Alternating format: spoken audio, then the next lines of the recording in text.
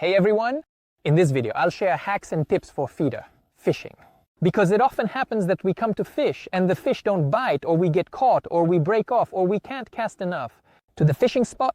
For this, there are some tricks and manipulations with feeder rods and feeder gear so that your fishing trips are always successful and you come home with a catch and in a good mood. Today I'm going to share everything I know with you. Now let me give you a tip about fishing from 2 or 3 spots. Let's start with 2. Now I'm going to give you a tip about, let's start with fishing from 2 spots. We're all used to how to fish. As anglers, we choose our spots on the other bank. Well, let's say a rental, some tree, a stump, a lacquer. It doesn't matter what. We clip correctly and at a certain distance, and we catch. Fishing from 1 spot, friends, is great and all, but when you fish from 2 spots, it becomes even more effective. Sometimes it happens that we bait a spot, we fish, we cast our feeders, and we get bites, and then it stops. Just like that. Maybe a predator came, maybe a pike, maybe a perch, or something else. It doesn't matter what it was. It scared away our bream. Well, the fish is gone. What do we have to do? Wait for a bite. 10, 15, 20 minutes, right? Either the fish is overfed, tired, period, needs to rest. We caught active fish with our feeders, scared them away. The most active one, in short, swam away somewhere. I recommend setting up a second spot. So we already have 1 clip. We've clipped our line. That's our distance. Fishing, right? What are we doing? I'm telling you everything right now completely and in order. Let's imagine that we're working off the same reference point on the opposite shore. Here we have some kind of clip. We cast and place the rod down. We cast according to the clip. We have the line tied up against the clip. Let's imagine that we want to fish in the channel where it's deep and the dock is right on the edge. The distance here is about 20 meters. What are we doing, guys? We don't have to remember the meters, centimeters, or how much line the reel pulls in with 1 turn. We're just going by the turns intuitively. So what are we doing? We count the turns. Let's lift it up. 1, 2, 3, 4, 5, 6, 7, 8, 9, 10, 11, 12, 13, 14, 15. 15 turns of the reel. And we place the second clip right here. We have 1 clip, that's our maximum cast. And we place the second clip right next to it. Whoa! How do we have 2 clips? Our first clip is for maximum ejection. The second clip, we know exactly 15 turns of the coil, and we feed the second point at 15 turns. Guys, this may be the same reference point for you in direction, the same tree, or vubu. For example, we throw there for maximum throw, and we throw there 15 turns closer. We can shift that closer point here, bringing it towards us to the left, or to the right. Choose another reference point along a different diagonal. But there's an important point here that I will definitely tell you about. Let's imagine that this is the first casting point and this is the second casting point, which is 15 turns shorter than this one. Guys, the main thing is that the distance between the points here should be at least 15 to 20 meters. Why is it important to have distance between feeding points if they are different? At least 15 to 20 meters. When we fish, in winter and the fish are less active, friends, we create distance between the holes. 5, 7 meters, the water is cold and the bait is stationary. When the water starts to warm up, the feeding works differently. The fish are much quicker. If we place 2 points close to each other, they will mix together. On top of that, we won't be able to cast accurately if the distance is too far. After all, beginners will still end up messing up the spot where the feeder lands. And we won't do it like this. Spot for feed, from 2 spots, one here, and we will have something like this in common. That is, it will be 15, 10 meters, a circle like this, and food will float everywhere. The fish will eat it everywhere. It won't find your bait. So make the distance greater so that they don't mix together, and you'll catch different types of fish. The fish that are at one point and at the other, yes, you can make the distance between the points about 10 meters. If you have a big drop-off, depths, because the distance will be large and the depth will vary. For example, at one point, if there's a steep drop-off, a really steep drop-off, up to 1 feeder, here you have 2 spaced 10 meters apart, or 5, 7 meters. So down here, the depth will be different. So the difference will be completely different for you compared to having everything on 1 feeding table, which is why you can afford to do it this way. Visually showing, we are down in the riverbed. Here we have 1 feeding spot, our bait, and the second feeder. We have it somewhere right here at the very top. This difference of 10 meters will be significant because the depth is different, and the fish won't swim from there to here. Your bait won't mix at all, but if you made that difference right here in front of you just like that, feeder 2, everything will mix here. So when fishing from two different spots, I really recommend keeping a good distance between them to cover as much area as possible. I want to tell you about bait. This is a very important point. For those who don't know, beginners, friends, feeder bait is not just something you mix up and use. You need to make it special depending on what fish we're catching. If we're catching bream, we need to moisten the bait really well so that it doesn't create dust and lies on the bottom, wet and heavy. If we're catching roach and bream, we need to prepare the bait. We add as little water as possible so that it stays dry, almost to the point of being dried out. And at the moment when the feeder drops, it creates a cloud of dust. That's the layer of dust we had. So, when you're preparing bait, you need to know what kind of fish you're targeting.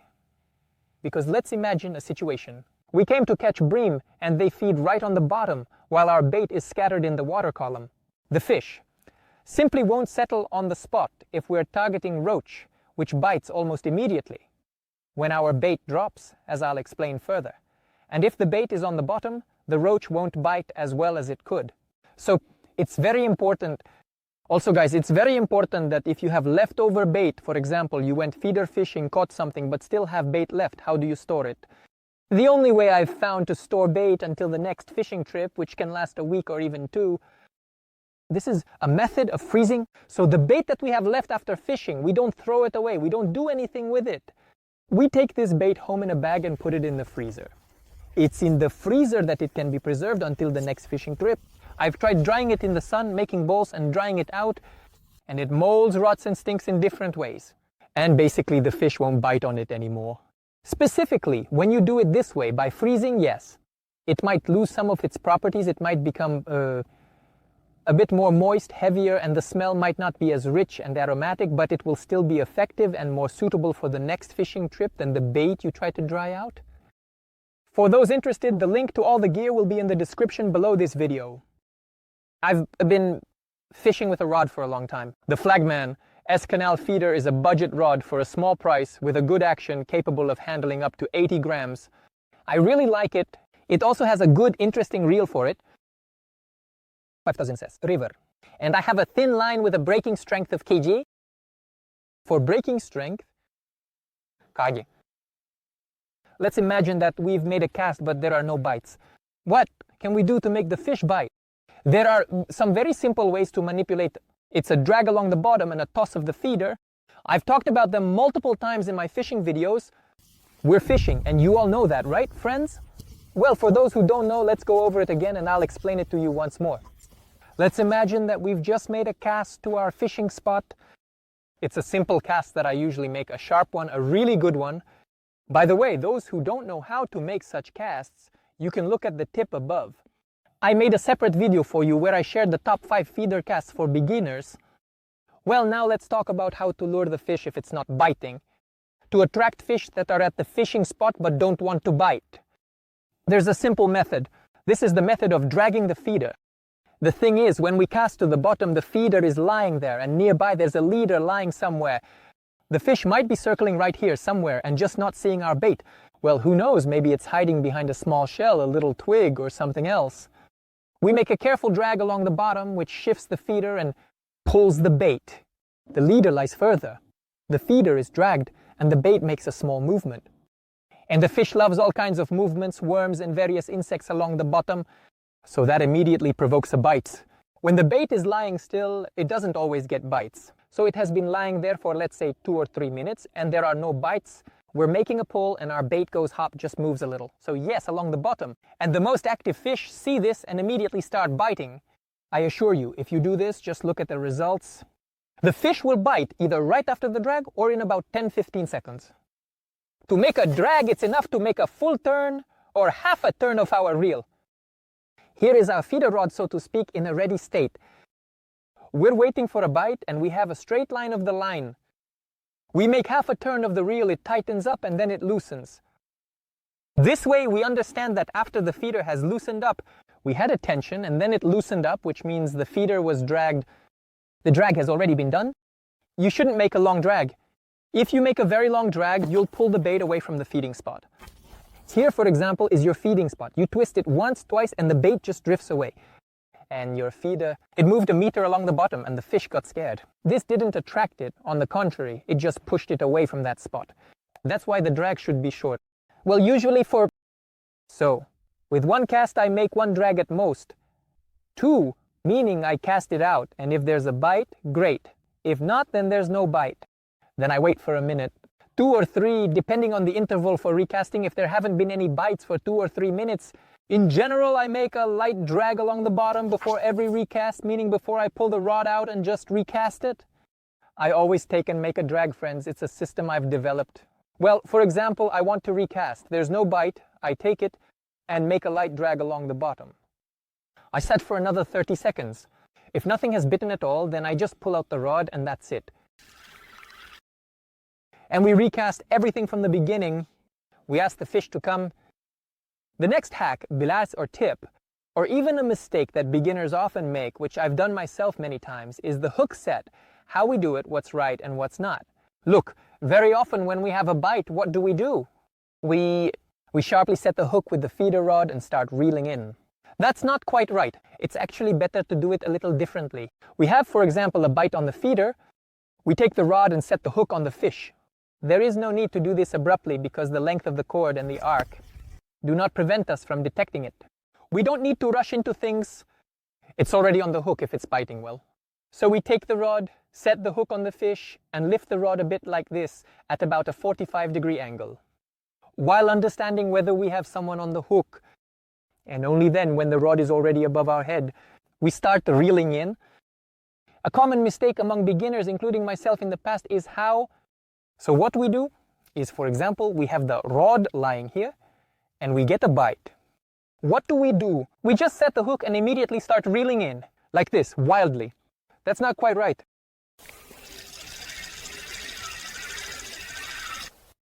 I'll show it again. We take it, make a hook set like this, and just lead with the rod. We lead about up to here. And then we start reeling it in.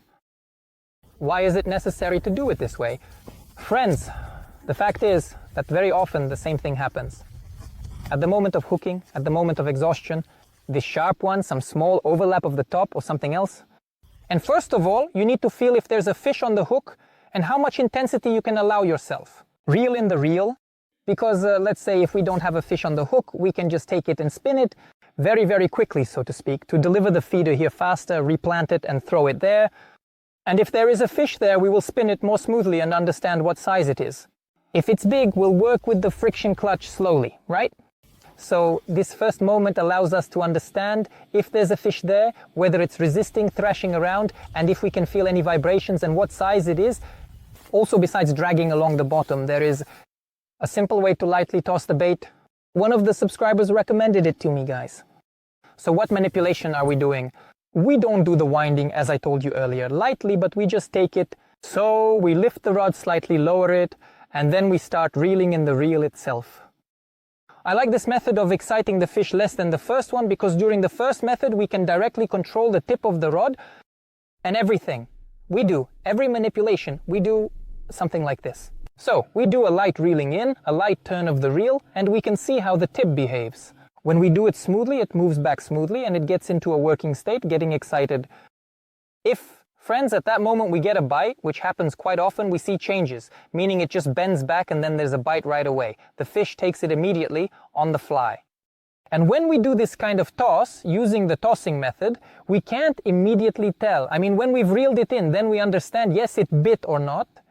So I would recommend the first method, but you should know and try both. Now I'll tell you briefly about the shock leader, what it is, how to use it, how to tie it, and what it's for. Let's imagine a situation where we have a rod like mine up to 80 grams, right? But we're fishing in very harsh conditions. And the ledge that we need to drag through to catch bream is all covered in shells, overgrown. The thing is, we use a thin line because it's delicate, it casts well, it catches less grass, and with a thin line we can see every bite. So what should we do to prevent it from fraying and to avoid breaking off every time? That's why, guys, we have a shock leader. This is the first reason why it's used. Our line where we tie our bait, then the leader goes the tackle. A shock leader is just a piece of either thick line or thick braid that we tie to our main line. Here's our feeder line, and next will be the bait. Here we tie either a thick line or, as is usually the case, a thick braid, but the diameter of which is several times thicker than your main line. The length of this piece of cord that we tie, which is several times thicker than our main one, which is wound on the reel. As a rule, it's equal to 2 lengths of our rod, or 2.5.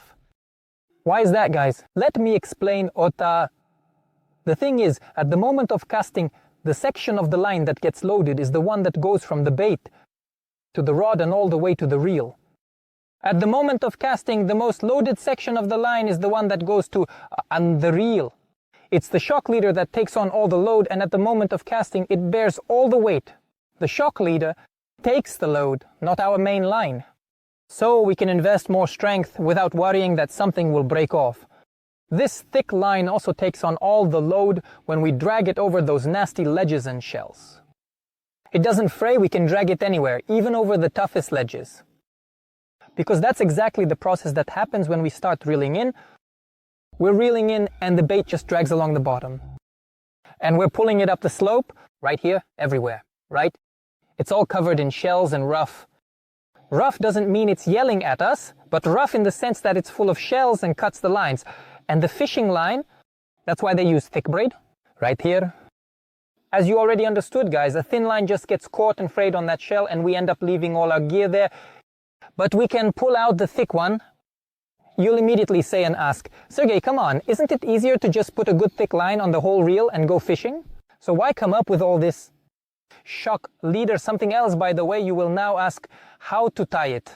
What not, friends? The truth, I told you. There was a separate video. You can also watch it in the hint or in the description under this video on. I will tell you that I tie everything with a figure 8 or a double 8. I'm doing great without any carrots and home, etc. And the leader shock and everything else. So guys, when we use a shock leader instead of the main thick cord, why do we need it? When we cast, we have a line coming out. When it is tightly wound on the entire reel, and it is thin, it is much lighter, we can cast accurately. We don't get as much grass snagged, and the rod doesn't react as much to the waves, because the line itself is thin. Fishing with a thin line is always more comfortable. You can see the bites better, they're clearer, it goes through better, the cast is better, I'm telling you. So there are a lot of advantages, and when the line is thick, we don't feel it that way, we don't see it that way anymore. The resistance becomes harder, and it becomes correct for us to throw. But the conditions are already a little bit, not in a delicate way, but specifically when a piece of line is the size of 2 rods. So here, the shock leader has passed through the rod, and the main thing is that when you make a cast, your shock leader should drop down here, and at least half a meter should go into the reel so that all the load goes onto this end of the line. You shouldn't cast with the knot at all because it will break. And with the shock leader, tie it in such a way that the shock leader goes in for a few turns here, then nothing will snap and everything will be great. So I recommend using a shock leader when fishing on steep ledges or if you need to cast well. Let's say the distance to the spot is about 50 meters. You might say that any rod with a 100-gram test can cast that distance, right? If you do it well, or 120 grams, we can do it. Now imagine that it's a steep ledge and there's a headwind. With any weight, even a heavy one, you won't be able to cast it far enough on a thick line. The line will be heavy, making it hard to come off the reel, and you won't reach it. But when you use a shock leader, if you make a good cast with the rod, you'll do it super right. You take it here like a pendulum, and then just work with your left hand, holding it and putting in the effort, and the line will come off easily. If it's on a thin line, at some point it might give slack and break, but the thick line will just say, I can do it all. Here's a little life hack that everyone uses. I don't know why it should already be a habit, friends. At the moment when we make a cast, especially when we're reeling in a fish, you should raise your hands up. You need to lift your hands up and reel in your rod with your arms extended for sure. Why is this necessary? I'll explain it to you now. Why do we need to raise our hands? Let's imagine that this is the ledge. That's exactly how it looks. This entire slope where I'm walking is the riverbed. This is where we fish, either here on the ledge or we fish right here in the channel. And the task of our feeder is to rise from here up to the shallow water to our fishing spot. The feeder rises from here and swims like this. It swims, and we keep turning the terrain. Of course, it's uneven, there are different irregularities and everything else. That's why, guys, when we raise our hands up like this and work with our arms, we're effectively extending the rod by a whole piece of our arm, right? By a whole meter, you could say it becomes longer. With a length of 360, it becomes 460. That's right. We have a huge rod. The stick and feeder rises higher. There, and you will get caught less. If the rod is short, we'll end up snagging all these things, of course. They also say there are feeders with wings, which are used quite often. Fishermen, so that it rises better in the first half meter, faster, so when you make a sharp lift and reel in, yes, it goes faster. This area is being passed through, yes, that's true, that's also correct. But I would recommend that you develop the habit of raising your hands up like this during the strike, which effectively extends the rod. Yes, it's energy consuming. You'll be a bit overworked during fishing trips. Well, what can you do? Feeder fishing is not like lying on the couch at home. It requires some manipulations, which we are telling you about right now. I don't know if you've noticed that some feeder anglers sometimes dip the tip of the rod into the water. So the very tip of the rod is dipped into the water, and that's how they watch for bites when it's a little bit submerged. Now, I'll tell you why they do that. The thing is, when we have strong wind and high waves, sometimes the rods are lowered under the wave, right down like this, and bites are observed directly along the very edge of the cuvette. When we have a frost, and the water temperature is, let's say, +3, +4, +5 degrees on the ice, and here it's -2, -3, the rings freeze, and then they are lowered in exactly the same way. Watercracker type of this is not always done. This is done only by those who know, can do it. I don't practice it in the cold. I don't fish, guys. And now we have summer and warmth. Yes, it will be soon. So if the wave is very big, you can try to do this. But if the wave is high with crest, this will not work. If the wave is strong and the wind is blowing short, like in a small section of the river, that's actually quite good. You watch all the bites, all these parasitic vibrations are released. It turns out that your line is lying all over. It turns out that the line is lying all over underwater, both here and in the middle and further. And it doesn't react to the wave as much. It doesn't float along with it like that. And the parasitic vibrations of the feeder just don't happen. As for how to position the rods, some people set them up like this, pointing upwards. So, we see that the tip of the rod is looking up at the sky, not straight ahead, but up into the sky. When and why do they set it up like that? They set up the feeder when fishing in a current, especially when the river is quite narrow, but it can also be wide. We have a strong current, so the area of the line, and the length of the line that comes into contact with the water should be as short as possible to minimize parasitic vibrations, to reduce the bending of the arc, and to prevent it from carrying and snagging on any weeds. When this happens, especially in hot weather during the summer, they set up the rods, like this on rivers with a current. If we have a still body of water, it doesn't really matter how you set it up. It might even be worse because the wind will shake the tip more often than you. Place the rods, for example, like this, closer to the water, lower down. Of course, I enjoy fishing more. Like this, when the rod is positioned on my knee, I see every bite and I react to it right away, just hop, hop, and that's it. But there were times when I was fishing in fast-flowing rivers with a strong current and I just set the rod up like this. Yeah, there was its advantage. When the bite is, well, to put it mildly, not great, right? Yeah. As I often do, I want to share with you, in general, yeah? Even when the bite is good, no matter what, I cast the rod and don't place it on the rod rest right away with the butt end. Not at all. I make the cast, everything goes according to the clip, just as it should, and I immediately place the rod on my knee. So my rod is right on my leg. Right here. Why do I do it this way? While our rod is going to the rest, or is going somewhere else, we end up making unnecessary movements. There are often bites on the fall, and when the rod is positioned like this, friends, then you immediately see everything and feel any touches there are transmitted to us as if by a spin. If the form is good, vibrations come straight here, knocks, sounds, and you immediately feel it right in your foot. Let's say you got distracted and 20-30 seconds went by without any bites. You looked over at your buddy or got sidetracked. You can feel the bite right here. That's why it's much more convenient to work this way. I really recommend doing it. And also, during such pauses in casting, if you need to turn away, you can use your finger just like that. We place our index finger right here, like this, tight, and we lay it down. So we fold our finger right here on the rod rest, and you can hear the bites just the same. You have the opportunity to place your professionalism right here, because it slightly compensates for any vibrations from the bite. You could say that this little polyurethane piece is like the foam we have on the handle, then we have cork here, and then it goes to the blank. But when we place it down like this, we can feel the bite, right? It's not a pike, it's not a predator when we have those strong bites. But believe me, when the bream is hitting like crazy in the spring, right now it's feeding frenzy. These sharp bites are transmitted directly to the rod, and the vibrations, you can feel it in your fingers. Therefore, you can freely be distracted to the left, to the right, turn your face after the girls, and bite, not miss, and eat the fish and go fishing. I hope you like these tips or life hacks and that you learned something new, guys. Please give this video a like, and for those who aren't subscribed, please subscribe to my channel. I wish you all good fishing, peace and kindness. May you always have bites.